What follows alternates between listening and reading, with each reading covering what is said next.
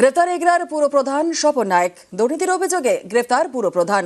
কলকাতা থেকে গ্রেফতার এগরার পুরপ্রধান। গ্রেফতার এগরার পুরপ্রধান স্বপন নায়েক। দুর্নীতির অভিযোগে গ্রেফতার পুরপ্রধান। কলকাতা থেকে গ্রেফতার এগরার পুরপ্রধান।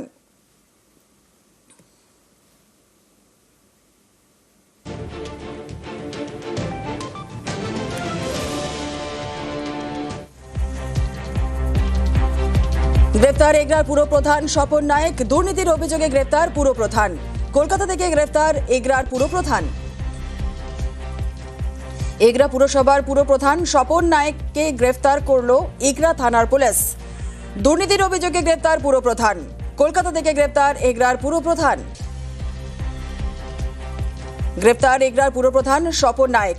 দুর্নীতির অভিযোগে গ্রেফতার পুরপ্রধান। কলকাতা থেকে গ্রেফতার এগরার পুরপ্রধান।